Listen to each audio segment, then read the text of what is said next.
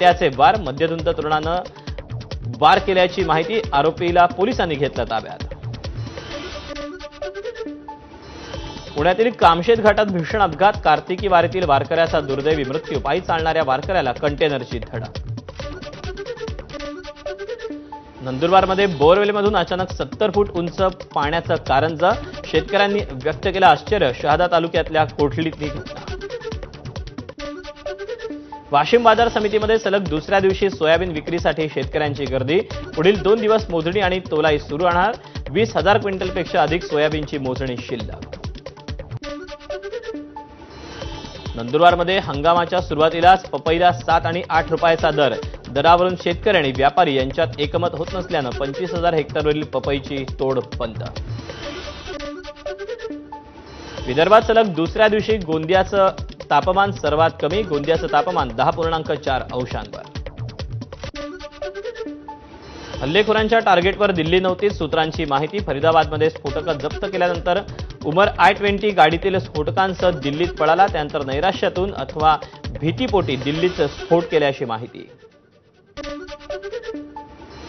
Doctor उमर संपूर्ण हल्ला प्रकरणाचा मास्टरमाइंड, सूत्रांची माहिती।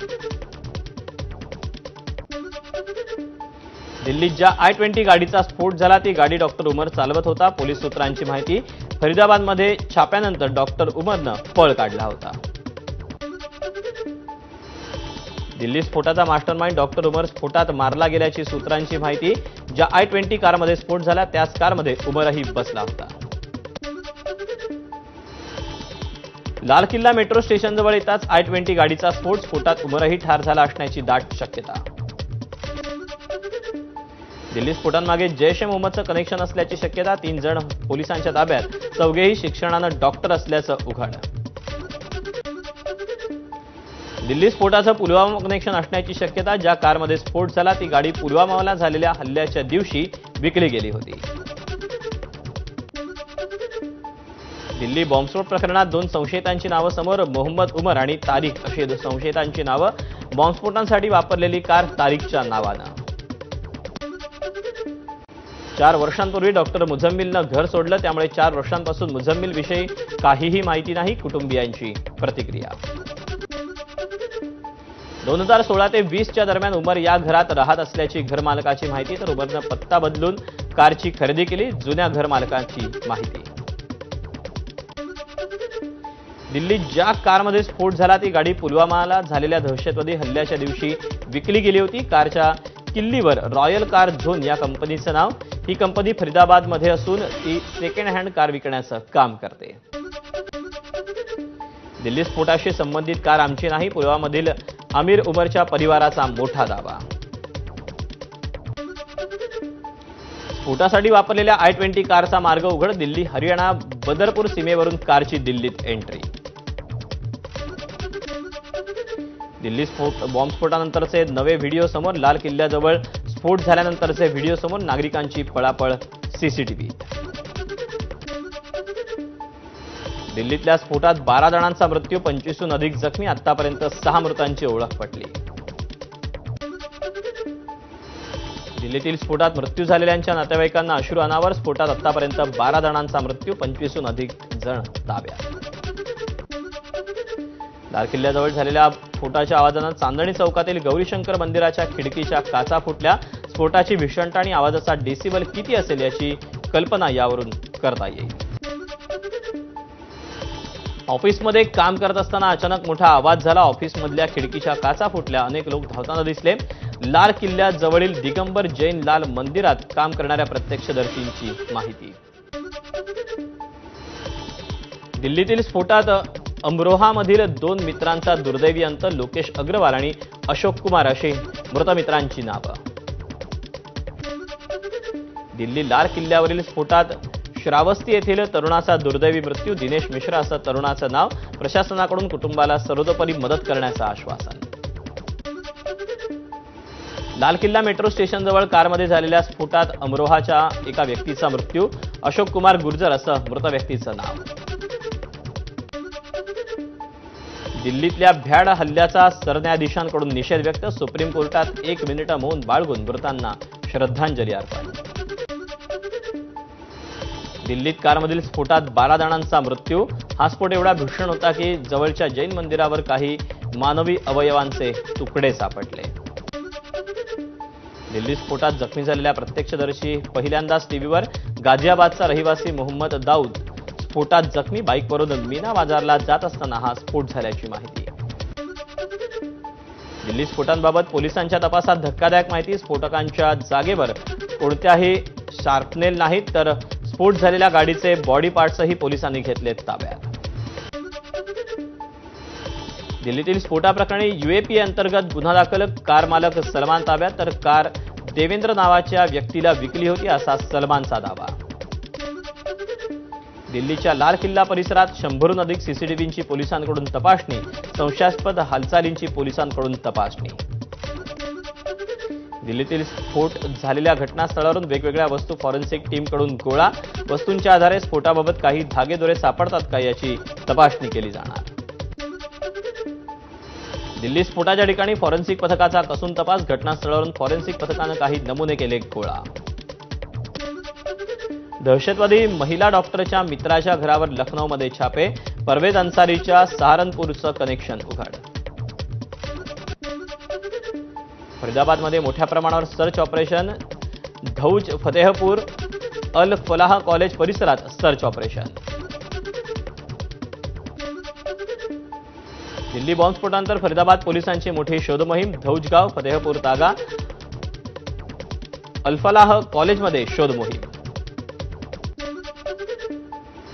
दिल्लीत स्फोट करणाऱ्यांना सोडणार नाही, पंतप्रधान मोदींनी ठणकावलं. या षडयंत्राचा सखोल तपास केला जाईल. हल्लेखोरांना सोडणार नाही, भूतानच्या भूमीतून मोदींचं वक्तव्य.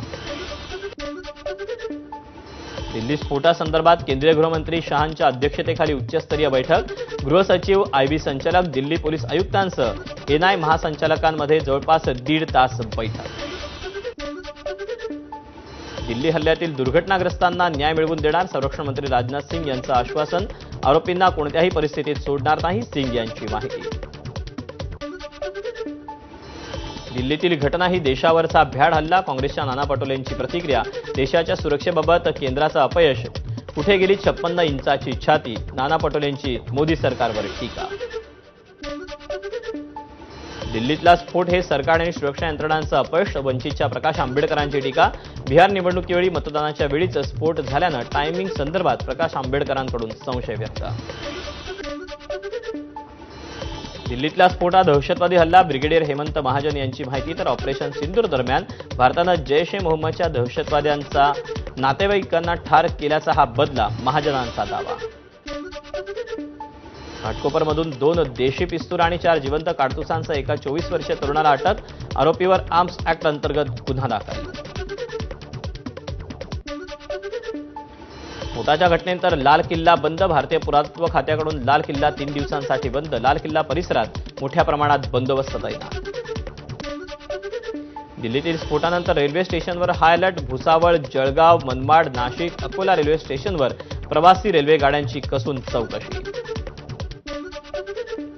मनमाड रेल्वे स्थानकावर श्वान पथकाची विशेष तपासणी मोहीम. प्लॅटफॉर्मवर वेटिंग रूममध्ये पार्सल ऑफिस परिसरात जाणाऱ्या रेल्वे गाड्यांमध्ये संशयास्पद वस्तूंची शक्यता असलेल्या ठिकाणी तपासणी.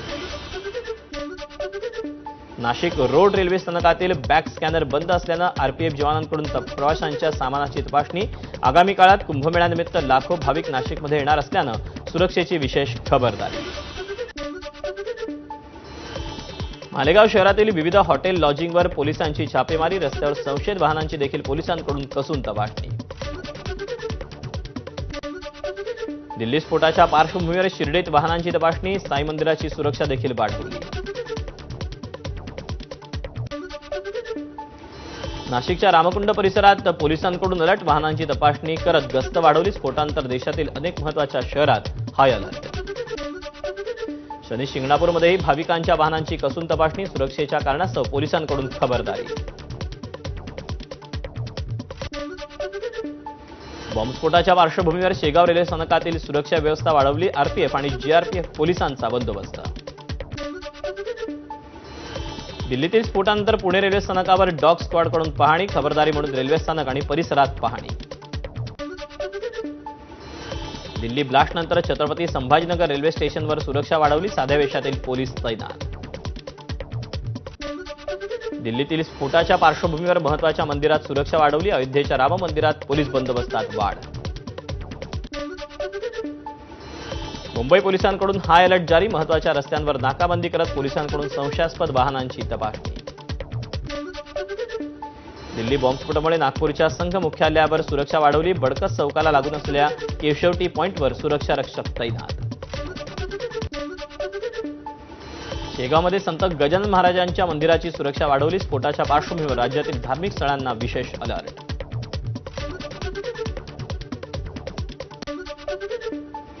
बीडच्या परळीमध्ये केंद्राच्या फोर्स 1 पथकाकडून ज्योतिर्लिंग वैद्यनाथ मंदिराची तपासणी, सुरक्षेसाठी पुरेसा पोलीस बंदोबस्त नसल्यानं निरीक्षण नोंदवल्याची सूत्रांची माहिती.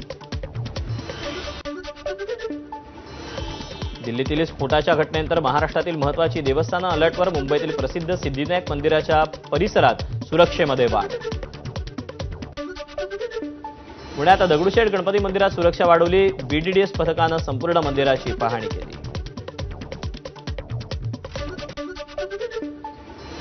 कोकण किनारपट्टी भागात गस्त वाढवली, रत्नागिरी जिल्ह्यामध्ये 48 लँडिंग पॉइंट्स.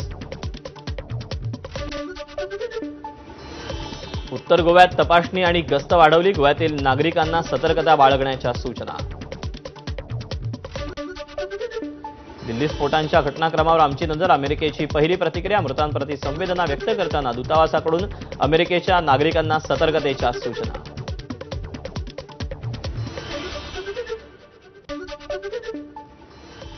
आणि आता इतर बातम्यांचा सविस्तर आढावा.